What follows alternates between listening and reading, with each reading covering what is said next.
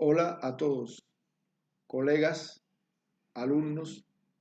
Hoy quiero presentarles este libro de la Escuela Holográfica, en la cual somos autores varios colegas mexicanos y bueno, yo que estoy invitado de Cuba. Primero una disculpa porque este pasado día 5 de junio, que fue la presentación en línea, no pude estar. Intenté estar, de hecho pude entrar en el momento de la presentación, pero tenía una reunión en el Instituto Superior del Estado de Puebla, en Tehuacán. Tenía unas actividades allí que ya había sido planificada hacía más de 20 días y pues me avisaron apenas 2 días antes de esta presentación y no pude cambiar este compromiso con esta universidad. Y que bueno, primero está el trabajo, ante todo, ¿no? Y el compromiso y el deber. Entonces, pues, lamentablemente no pude ver algo, pero no pude hacer la explicación de la parte en la cual yo participo en esta publicación de la Escuela Holográfica, que nos habla de la mejora continua desde una perspectiva de la totalidad. O sea, la mejora continua desde esta perspectiva de la totalidad. Creo que lo que hemos trabajado, hemos publicado, estamos acostumbrados, ¿no?, a presentaciones de libros. Generalmente nunca la había hecho en línea. Sé que con la pandemia se acostumbró a esto, pero bueno, ya la pandemia pasó y bueno, pues ya es hora de volver a tomar la normalidad o la nueva normalidad, siempre cuidándonos. Es interesante, ¿no? Pues este libro tiene prestigiosos colegas, repito, que han escrito cada uno su parte. A mí me tocó una parte que era la que quería defender. Lamentablemente no pude explicarla ayer, repito, porque pues no estaba, me avisaron ya con 2 días antes y no pude cambiar el compromiso que tenía en esta universidad. Es importante comprender que, que la parte en que yo escribo nos habla entonces desde esa mejora continua, pero enfocado fundamentalmente a un paradigma socio-histórico y cultural, donde enfatizo el papel de las didácticas desarrolladoras como herramienta que debe de tener el profesor. Ahora, importante es que esta herramienta en la didáctica desarrolladora, para poder realizarla, primero que todo hay que tener bases sólidas científicas. Y ahí es donde entra el problema hoy que tenemos inclusive en la nueva escuela mexicana. Tenemos un problema hoy en la nueva escuela mexicana. ¿Por qué? Porque estas bases se necesitan tener los profesionistas, los profesores, los docentes, para poder comprender entonces lo que sería trabajar con la sociedad en una cultura y en un momento histórico y cultural. Si bien algunos autores han hablado que la escuela solamente da un 10%, muchas veces tenemos que entender que estos autores han visto una escuela y han vivido en una escuela bastante aburrida. Han vivido y han estado en una escuela tediosa, aburrida, que como decía José Martí, no hace que el alumno sea feliz y vaya con alegría a la escuela, sino que lo hace desdichado. Y claro, a tener estas experiencias, este autor, Coleman, para ser más exacto, pues nos explica entonces que un 10% es lo que aprende un alumno en una escuela. Pero la escuela, cuando es transformadora, y vamos a ir viendo esta parte, cuando es una escuela transformadora, cuando es una escuela que es integradora en la sociedad, que está integrada de la sociedad, que parte de la sociedad para la sociedad y que tienen en cuenta la cultura de esa sociedad y que no es una copia de recetas, entonces la escuela sí, sí no es fallida y se aprende mucho más del 10%. Yo solamente vengo a explicarle a ustedes desde mi experiencia, porque las didácticas desarrolladoras y el paradigma socio-histórico-cultural está realizado por autores de gran prestigio del siglo pasado. Si hablamos entonces de esos autores, tenemos que ver los pioneros del paradigma, del modelo socio-histórico y cultural, que es en este caso Vygotsky, Simonovic Vygotsky, Leontiev y Luria. Pero ellos fueron dejando seguidores como tal, y de ahí que se haya trabajado en Europa Oriental en aquel momento un desarrollo vertiginoso de la educación, de la psicología, de la sociedad. Yo vengo a expresarles a ustedes las experiencias del país que logra cumplir con los objetivos de calidad educativa propuestas por la UNESCO. Un país bastante complicado por el bloqueo económico que tiene sobre él. Sin embargo, es el que más invierte del Producto Interno Bruto a la educación en América Latina. Vean qué paradoja más interesante. Porque la mejor inversión que se puede hacer un país es en la educación de las nuevas generaciones. Entonces, vean qué cosa más interesante, nada más vengo a hablarle de las experiencias. Porque este modelo, este paradigma está validado en la práctica, tiene resultados estadísticos. Y se ve simplemente cuando usted llega y habla con un joven, con un adolescente, con un niño. ¿Qué te expresa? ¿Qué te habla? ¿Qué te dice? ¿Con qué lucidez, con qué objetividad te puede explicar un problema económico inclusive? Entonces, si lo vemos desde un punto de vista de esa formación, de este paradigma, de este modelo educativo, de esta herramienta como didáctica desarrolladora, no es la copia de receta, ni son todas las recetas que se han impuesto en muchos países de nuestra América Latina y que han sido fracasadas, un fracaso total, han fracasado. Llámense todo, conductismo, cognitivismo, constructivismo pelletiano y mezclado, el enfoque de competencia.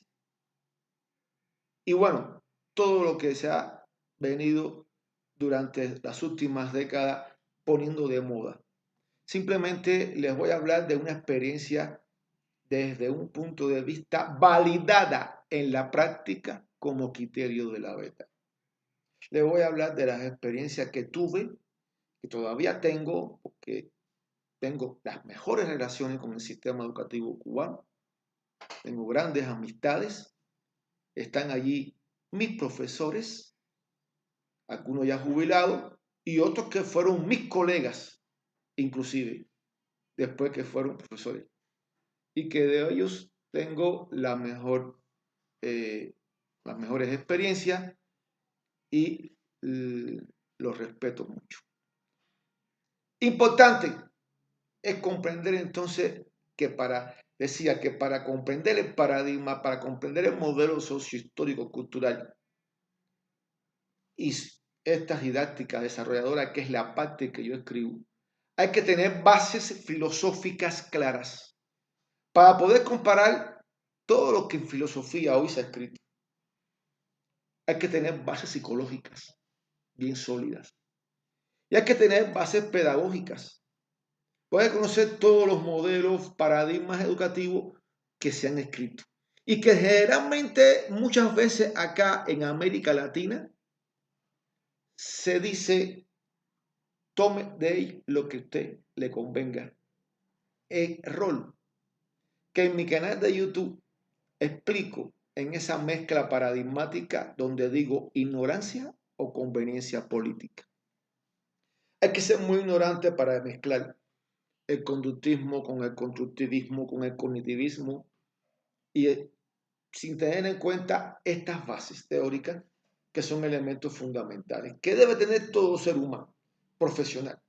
Bases filosóficas, psicológicas, pedagógicas, ecológicas, ambientales, socioculturales, porque vivimos en una cultura, en una sociedad, e inclusive biológica, porque pues trabajamos en diferentes niveles educativos, donde hay un desarrollo biológico diferente y que es muy diferente. El preescolar con la primaria, con la secundaria o con el bachillerato.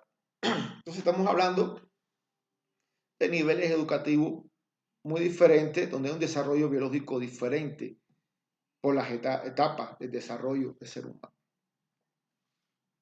Es interesante entonces comprender que cuando yo hablo de la didáctica desarrolladora y escribo en este libro, es para mí interesante entonces comprender lo que planteaba Vygotsky en ese proceso de desarrollo de la personalidad que está condicionado a esas unidades de factores biológicos, la unidad de factores biológicos y sociales a la misma vez, que son las funciones psicológicas superiores, las que tienen un origen social. Y es importante entender este paradigma desde esa parte.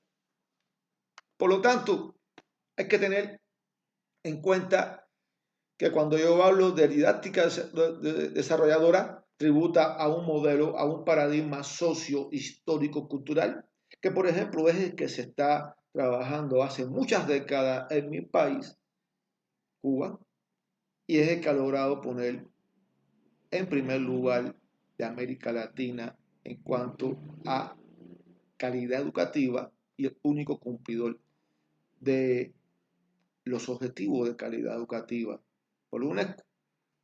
Imagínense un país que hace ya varias décadas, 5 décadas, más de 5 décadas, 6 décadas es libre de analfabetismo desde 1961, donde el nivel medio superior es el nivel educativo de todos los seres humanos que alcanzan esa edad, nivel medio superior. Entonces estamos hablando de una cultura donde hay una base filosófica de ese sistema educativo, en este caso materialista, porque concibe lo primordial la materia en el universo, dialéctica, porque esa materia está en constante cambio y transformación. Y bueno, esto se basa fundamentalmente en lo escrito por Marx, Engels y Lenin, dentro del materialismo dialéctico e histórico, porque también tiene que ver el momento histórico, el proceso histórico. Y el proceso, al hablar de proceso, hablamos de historia. Por lo tanto, si nos vamos entonces a esta base, hay que tener en cuenta también en la parte psicológica que el individuo se desarrolla de lo extra a lo intra. Por eso es muy importante el factor de vivir lo externo, poder verlo, observarlo, poder palparlo, escucharlo, olerlo por los sentidos, para poder validar la existencia de esto y para poder comprender mejor en la práctica lo que se quiere hablar de un aprendizaje, de ese aprendizaje que tiene su conceptualización también diferente en este paradigma, que habla de un proceso dialéctico, de transformación, de cambio, de apropiación de conocimiento, donde uno conoce, uno hace con lo que conoce y donde uno convive ese conocimiento y sabe, que son los pilares del UNESCO, pero basado en un momento histórico y que deja huella en ese conocimiento de manera duradera y tiene que ver con la cultura de esta persona. El aprender, o sea, el conocer, el qué hago con lo que conozco, o sea, el hacer, el convivir en esa manera de hacer y de conocer y saber qué sé. Y es interesante todo esto que plantea el paradigma. ¿Por qué? Porque si bien el aporte que pudimos hacer nosotros, y es lo que escribo yo, dentro de la dirección de docencia del deporte y la actividad física en Cuba, cuando atendía yo, en este caso, la formación de profesores de educación física en Cuba, de todo el país, pues fue el aporte que intenté dar y que trabajé y que se quedó como huella de esta estrategia didáctica basada bien claro en una base filosófica materialista dialéctica. Indiscutiblemente que hay que hablar también de que si hablamos de Vygotsky, si hablamos del paradigma sociohistórico cultural, tenemos que hablar de los seguidores también que han aportado, porque como es dialéctica tiene que cambiar. Quiere decir que este paradigma, este modelo tiene que cambiar según la cultura, la sociedad en que se desenvuelva e indiscutiblemente el momento histórico en que se encuentre hoy dando clase. Decía que uno de los problemas es que hay que tener una base científica sólida, filosófica, psicológica, pedagógica, biológica, para que no nos sigan engañando con recetas, para que no nos sigamos copiando, o como se le llama por acá, acarreados pedagógicos, ¿no? Que son la gente que aplaude aquellos grandes doctores con grandes ideas copiadas, mezcladas, copiadas y pegadas, y que no nos dicen nada y que han fracasado en décadas anteriores, que no han resuelto el problema educativo, porque también el problema educativo no solamente es el momento, no solamente es el gobierno, no solamente es el paradigma, también hay que ver la voluntad política para poder desarrollarlo. Es importante comprender entonces, y vamos a ir aterrizando ya a esta didáctica desarrolladora, tener en cuenta las zonas de desarrollo para poder hacer una caracterización y un diagnóstico como proceso, no como un momento, sino que se inicia desde agosto, que inicia septiembre, que inicia clase, hasta el último día de clase en julio. Bueno, en el caso de los países que trabajan de esa manera, donde hay influencias educativas para esa totalidad. Y estamos hablando de las influencias que determinan el desarrollo de la personalidad. La familia, la escuela y la comunidad.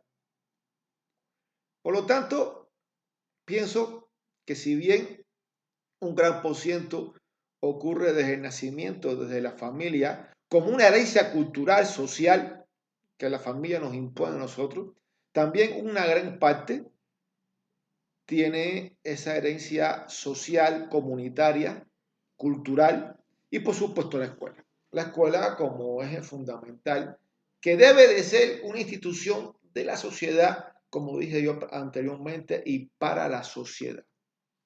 De ahí que sea muy importante conocer las potencialidades, las necesidades de cada uno de ellos para poder desarrollar. Para poder desarrollar entonces, en este caso,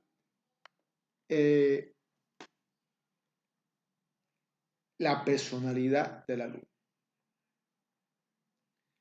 Cuando hablamos de ese concepto de didáctica desarrolladora que nos explica Beatriz Castellano, allá en Cuba, nos explica que es aquel que garantiza un individuo la apropiación activa y creadora de la cultura.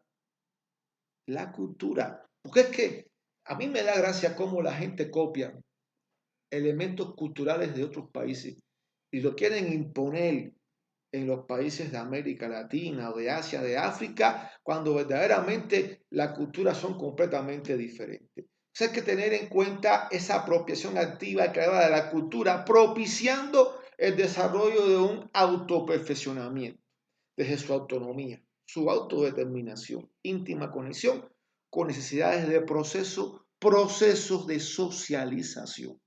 Quiere decir que la socialización es fundamental y es un compromiso también que esta sociedad, este alumno hace con la sociedad, porque tiene que tener responsabilidad social para que ese aprendizaje, ese conocimiento lo ponga en fin de resolver problemas.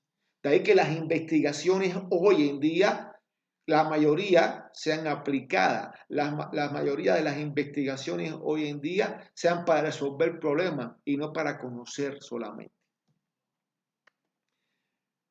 En este caso es muy importante comprender que existen requisitos básicos de esta didáctica desarrolladora. Estructurar un proceso de enseñanza y aprendizaje hacia una búsqueda activa de ese conocimiento. Quiere decir que entonces el alumno va a la escuela no a sufrir, sino que va a disfrutar. Y yo recuerdo cuando íbamos a la escuela, en la universidad, en bachillerato, al laboratorio, íbamos a divertirnos y aprendíamos entre risas, porque éramos jóvenes, pero aprendíamos en un proceso de actividad, porque lo que hacíamos lo comprobábamos. Quiere decir que lo que se hace hay que comprobarlo. Por eso cuando a mí me dicen, no, esto, lo otro, valídamelo, compruébamelo, pónmelo delante, entonces lo aprenderé. Entonces diré, es real, es verídico, mientras para mí no existe, es mentira. Es importante esa búsqueda de desarrollo, ese pensamiento de independencia del alumno. ¿Por qué? Porque es importante que sea independiente para que aprenda a buscar conocimiento, para que aprenda a investigar. Hay que motivarlo constantemente para mantener esa constancia en ese aprendizaje. Es importante el contacto con su realidad social. De ahí que las didácticas desarrolladoras tienen que tener en cuenta lo que está pasando en la vida real y no irse más allá de lo que no se conoce o lo que se desconoce o la probabilidad de lo que pudiera ser. Existen elementos afectivos. ¿Por qué? Porque hablamos de elementos afectivos, de sociabilidad, emocionales y valorativos, porque tiene que aflorar las emociones. ¿No se ha dado cuenta cómo mucha gente habla de manera plana? Aburre, da sueño. Entonces yo prefiero que existan emociones, que afloren las pasiones de cada uno de mis alumnos, de cada uno de los profesores. Y el enfoque materialista dialéctico de esta didáctica en la formación de esa personalidad integral. Personalidad que se divide en dos, en una regulación inductora y una regulación ejecutora. Aquella inductora que nos habla de emociones, de pasiones, de expectativas, de motivaciones, de autoestima. Yo pregunto, ¿alguna vez se ha evaluado eso? No, se evalúa solamente conocimiento. Como si el hombre fuera una máquina de conocimiento. Y esta didáctica tiene en cuenta esto en esa caracterización del diagnóstico como proceso, para poder entonces saber qué es lo que tengo que emplear con cada alumno. Porque cada alumno es un ser independiente, nadie es igual a nadie, tenemos personalidades diferentes. Es importante garantizar el equilibrio entre lo afectivo y lo valorativo, porque es importante tener en cuenta ese equilibrio de la personalidad dentro de lo que yo como profesor voy a trabajar.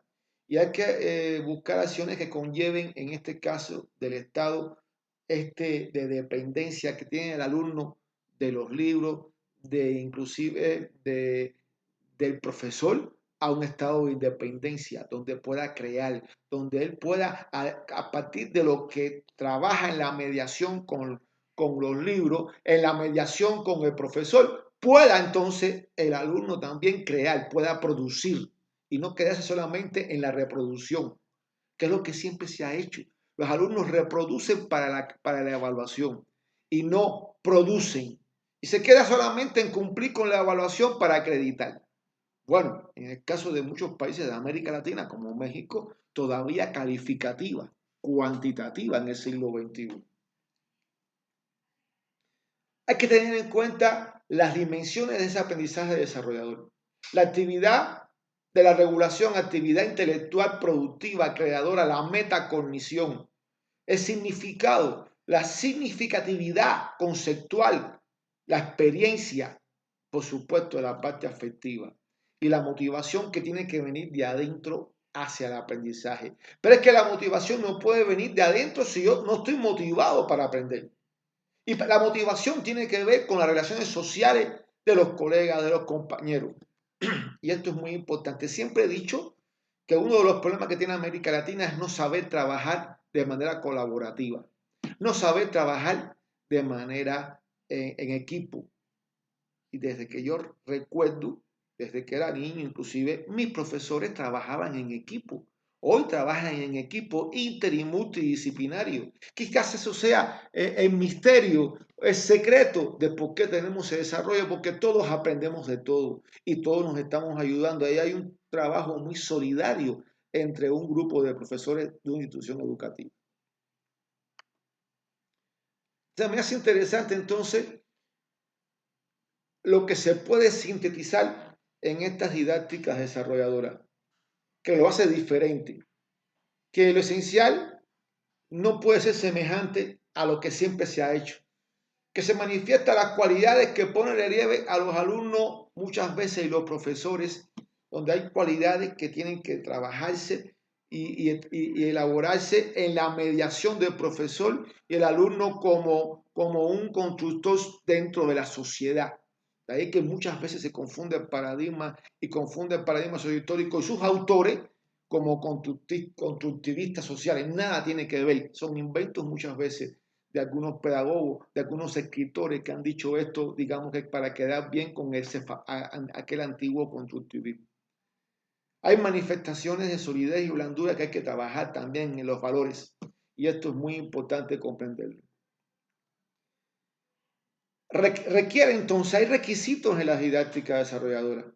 Por eso decía que esta parte de la que iba a hablar yo es importante entender que hay procesos lógicos de pensamiento a nivel empírico y teórico y que hay que desarrollarlo.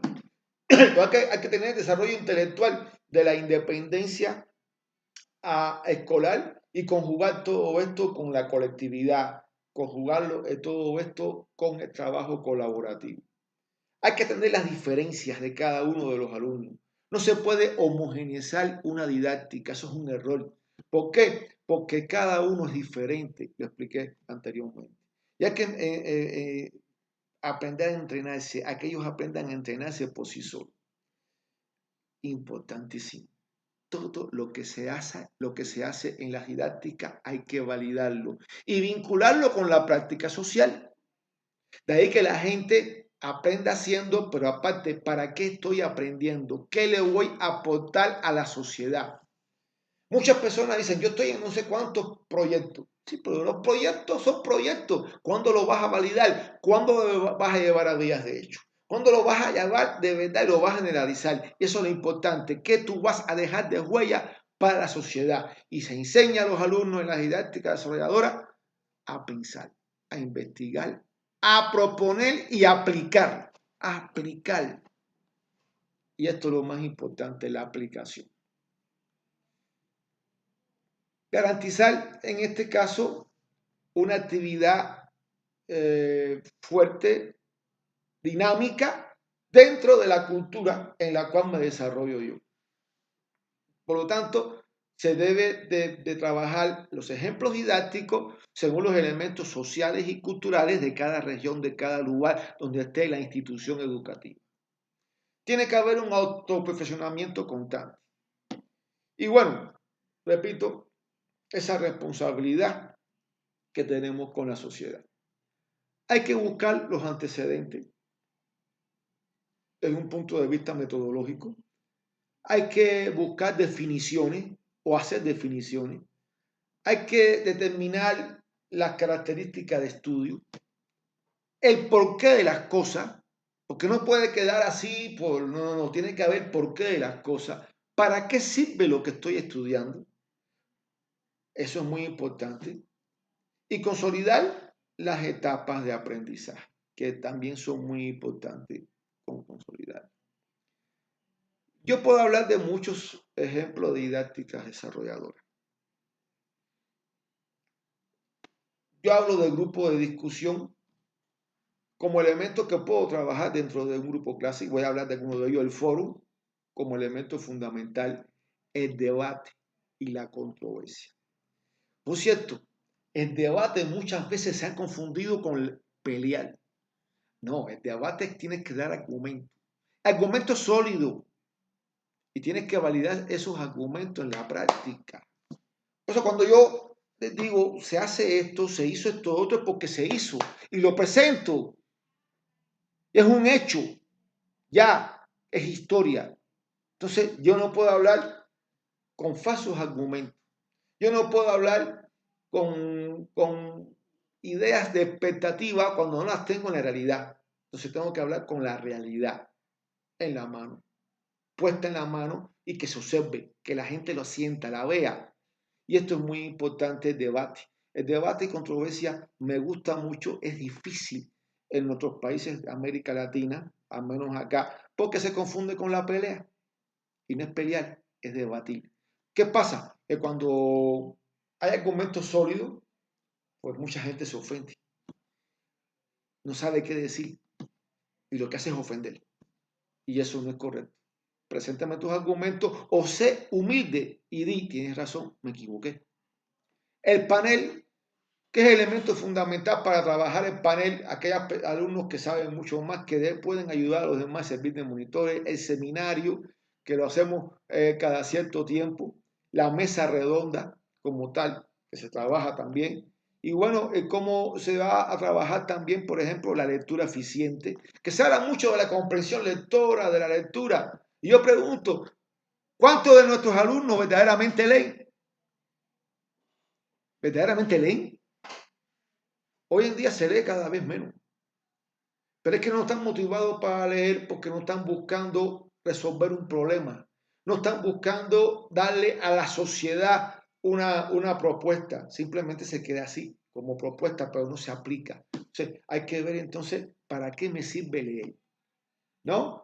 ¿Y cómo se evalúa toda esta didáctica? La entonación de la voz, cómo se preparan, el material que ellos van a tener. Todo esto es muy importante. Y bueno, más o menos son las ideas que quería hablarle yo dentro de lo que es la didáctica desarrolladora, que es la parte que yo escribí en este libro, del paradigma socio-histórico cultural.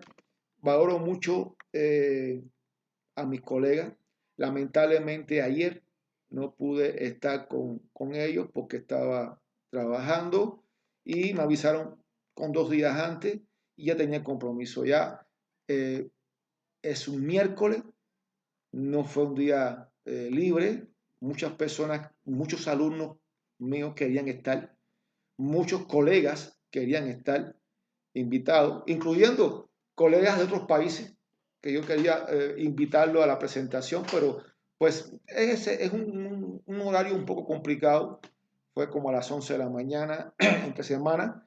Y bueno, me explicó el coordinador general que así lo había estipulado los directivos de la editorial, que no tenían más tiempo. Y bueno, lamentablemente muchos tampoco, algunos no pudimos estar ahí. Digo algunos porque ya me enteré que tampoco fui yo solo, sino que hubo otros colegas que tampoco pudieron estar en la presentación.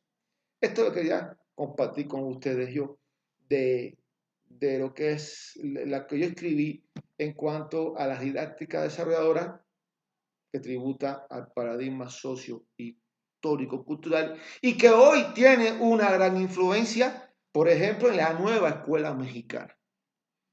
Pero para conocerlo tenemos que tener bases científicas. Y tienen que tener primero una buena formación los profesores, los que hoy están formándose y transformar a los que se formaron hace décadas atrás. Espero que haya sido de utilidad esta explicación de la parte que me tocó de este magnífico libro. Muchas gracias.